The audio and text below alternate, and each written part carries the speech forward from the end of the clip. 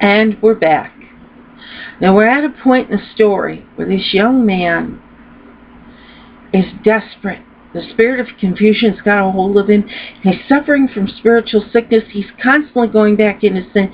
Even though he's trying to give his life over to Jesus and over to God and really, really try to walk the path he thinks God wants him to walk. The spirit of confusion is dragging this young man, as he has done so many times, back into his church. Now, this is a church, and we have to examine the church to understand why this young man is suffering from spiritual sickness, and the spirit of confusion is attached himself to the young man, and he's constantly dragging him back into sin. Now, in this church, in this young man's church, there are many idolatric practices which occur consistently, that the congregation and the ministry insist are ordained practices of God.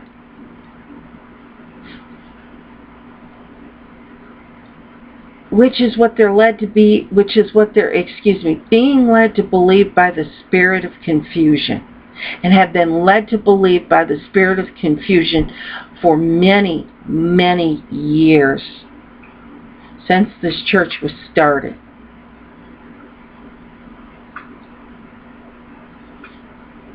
Now, the church in its ministry and congregation truly believes this is a practice that is ordained of God. They have centered on the writings of the apostles, while they have focused on their traditions, their laws, and their rules, they have never bothered to center on who Jesus was, what he taught, and what he practiced, how he lived his life. Now we need to examine what is an idolatric practice to better understand how this young man and his church could be confused, and how they could indulge in sin and not be aware of it. An idolatric practice is any practice that is not ordained of God. An idolatric practice is any practice that violates the laws set down by God. We have to further look at the life of Jesus to understand how this church could get so confused and confuse this young man and be ripe to invite the spirit of confusion into their lives, and to invite spiritual sickness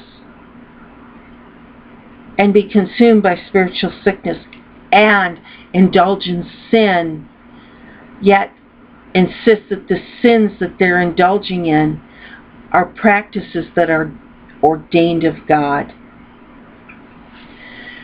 Now, many, many people will insist Jesus was Christian. This is a worldwide phenomenon. Above all else, while Jesus taught the practices of Christianity, which he did, Jesus was not Christian. Jesus was Jewish. He was born of the Jewish faith. He was raised as a Jewish man. He studied the Torah within his family. Jesus was descendant of King David. Both his mother and father were descendants of King David. And Jesus' grandfather was King David. And in the Bible, it talks about the lineage of Jesus. It goes and it gives a specific lineage clear from King David down to Mary, Jesus' mother, and Jesus. And it shows a direct descendancy from the King of the Jews, King David, to Jesus.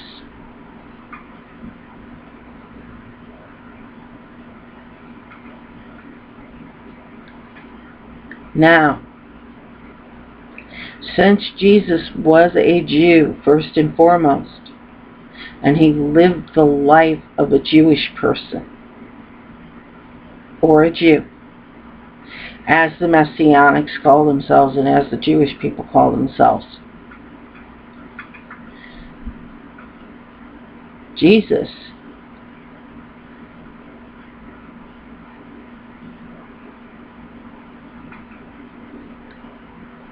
at a young age, after studying the Torah, went to the temples with his father, was taken to the temple with his father. And while at the temple,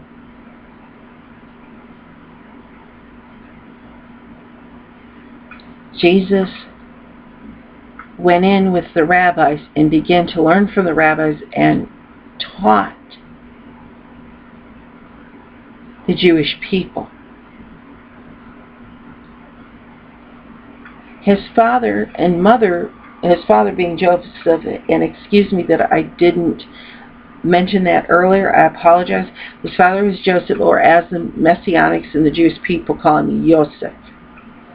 So Yosef, Jesus, and I didn't mention Jesus' Hebrew name, for those of you that don't know, and I apologize. Jesus' Hebrew name was Yeshua. So Yosef and Yeshua went to the temple of Israel, and while at the temple, Yeshua and Yosef got separated. Yosef was very concerned and worried about Yeshua, because Yeshua was only a child at the time.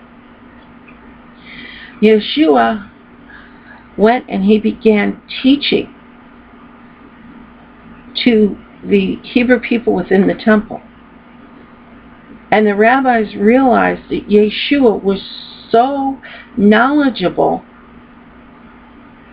that they chose to train him to teach him to become a rabbi.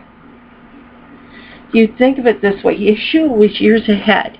It was as if he had years and years of study, Torah studies, under his belt, and was able to go out and teach at a very young age.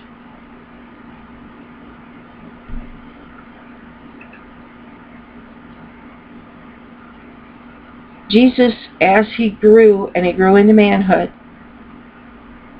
was proclaimed the Messiah, the King, and for years had been proclaimed the Messiah ever since his birth.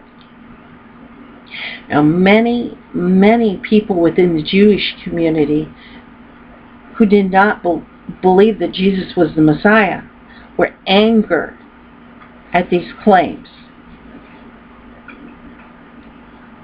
And the Pharisees and Sadducees, the leaders of the Jewish community, were angered at these claims.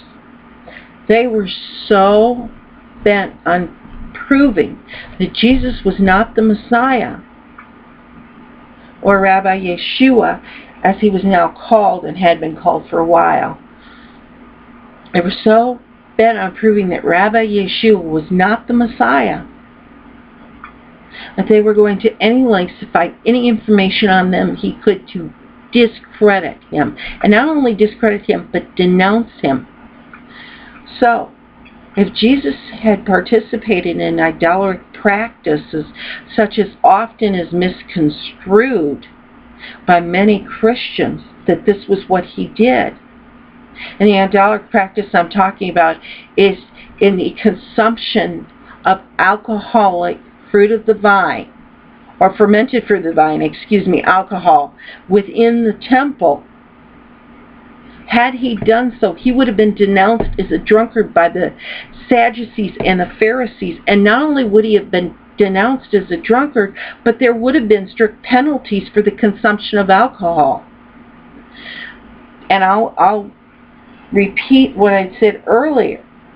In the Temple of Israel, or in any Jewish temple, not just the Temple of Israel, in any Jewish temple, for a rabbi to be caught consuming or serving fermented fruit of the vine, alcohol as we now know it, was a punishable offense, and it was a very serious offense. If tried before the Sadducees and Pharisees, the tribunal, the rabbi caught doing so often was subject to severe offenses such as stoning for doing so. This was taken very seriously, and the reason for this being taken so seriously by the Pharisees and the Sadducees and the Jewish community was because the consumption of alcohol within a temple was predominantly a pagan practice or an idolatric practice.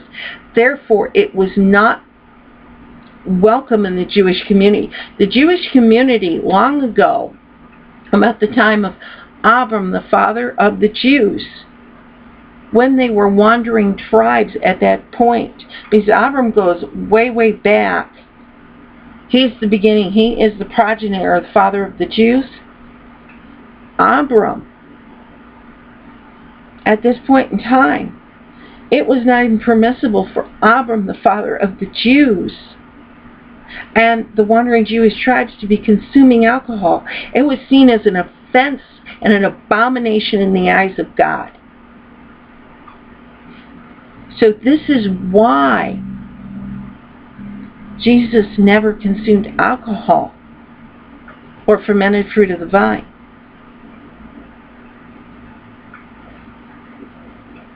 So now we go back to the church that the young man is being raised in, who have indulged in idolatric practices, one of them consuming alcohol within their church and serving alcohol as communion, and insisting that this is a holy practice that represents the sacrifice of the crucifixion of Jesus, and this being a reason for doing so.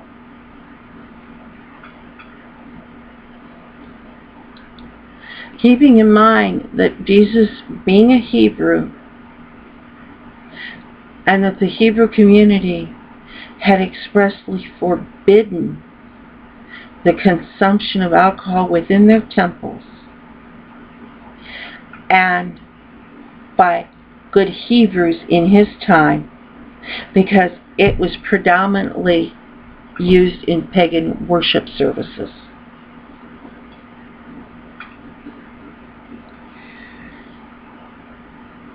Now, at this point, with all this dissension and chaos going on in the church, the spirit of confusion has been invited in, and had been invited in years and years earlier when all of this was going on in this young man's church. And this young man has been brought into this through no fault of his own. But this is the same young man who went with his parents, who they themselves had spent years in this church, and they themselves had been subject to the spirit of confusion and to the misinformation given out by this church, whose ministry had neglected to research the life of Jesus, whose ministry refused to acknowledge that Jesus was first and foremost a Jew, that Jesus was a rabbi, that while he was the Messiah, and still is the Messiah, that he himself adhered to a strict set of laws set down by God and given unto Abram and Moses, which became the guides for the Jewish community. One being the Hebrew dietary laws, or the kashrut, which expressly forbid the consumption of pagan fermented fruit of the vine. This is the same church who has read what they wanted from the Bible, and because it has said wine in the Bible, have become confused as to what the term wine means. What the term wine means. And this goes back to the original 10 books of the Bible, which are the Old Testament and the New Testament set down in the Torah. The definition of wine is fruit of the vine. It does not expressly state fermented fruit of the vine. In fact, it goes on to talk about and explain and calls it the new wine. New wine meaning non-fermented fruit of the vine.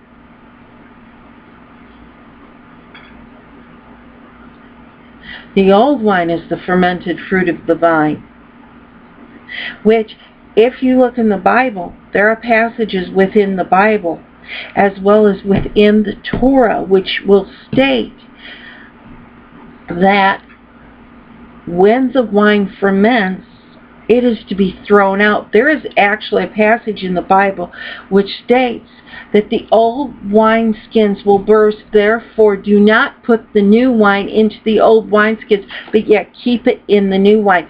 Let's examine real quickly what an old wineskin is and what would cause it to burst and what a new wineskin is. Now, in Jesus' time, a wineskin was normally made from the lining of a sheep's stomach or a goat's stomach. And it was normally washed out, and the acids were all washed out of the stomach, and all of the ruminant and all of the junk was washed out of the stomach that the animal had consumed when it was alive. This made this the new wine. The new wineskin, excuse me. So being it was the new wineskin, the new wine, or the fresh pressed non-alcoholic fruit of the vine, was stored in the new wineskin. Now, the Hebrew dietary laws are very specific, and they state that enough fruit shall be gathered for 6 days, and this fruit shall be fresh pressed into the new wine, or the non-alcoholic, non-fermented wine. It shall then be poured into the new wineskin. And upon the 7th day, when the new wine becomes the old wine, the fermented, and begins the fermenting process, or the fermented fruit of the vine, begins a spoiling process and a rotting process at this point. And it is the acids of this rotting fruit that actually disintegrate the old wineskin, therefore causing it to burst. Now, Jesus knew this. This is set down actually in the dietary laws, and it's set down in the Torah, the Old Testament and the New Testament. And the Torah itself is a little more of a complete version of the King James Bible. We have to remember that when King James put the Bible together, if he didn't like something, it wasn't put in. With the Torah was originally set down by the African Jews who were to safeguard the Torah and who were to lay down the rules and laws set down by God onto these scripts called the Torah. Now that I've explained this, let's go back to the story here. And I know I took the long way around to explain it, but you have to understand this to understand who Jesus was, how he walked, and the life he led, and how he lived his life, and the teachings of Jesus. So we go back to the story, and at this point the young man has went to his church, and again we go back and to a church that is consumed with idolatrous practices. They're thrown into chaos. The spirit of confusion is residing within the church. And here's a young man who is brought into this, and it's years and years of this. And all of this has led to the spiritual sickness within this young man's soul. And the spirit of confusion leading this young man around by the neck, wreaking havoc and chaos in his life. So the young man goes to the ministry, and he starts talking to them and explaining that he truly wants to give his life over the service of God. And of course the ministry are suffering the same fate as this young man. Ignorant of the fact that the spirit of confusion has resided in the church. Ignorant of the fact that there is spiritual sickness which has for years consumed its parishioners, is consuming this young man, and has consumed the ministry and still consumes the ministry. And the young man, though very scared but very excited, goes through college, takes the steps, finally goes into a school of seminary. And what a school of seminary is, or seminary school, it's a school of divinity that allows a person of faith to follow these practices further, and it gives them the credentials necessary to become a pastor, and hopefully the spiritual guidance to become a pastor. And of course this is a school, a seminary school, which is set up specifically by this young man's church and has been in existence for years. And we'll be right back.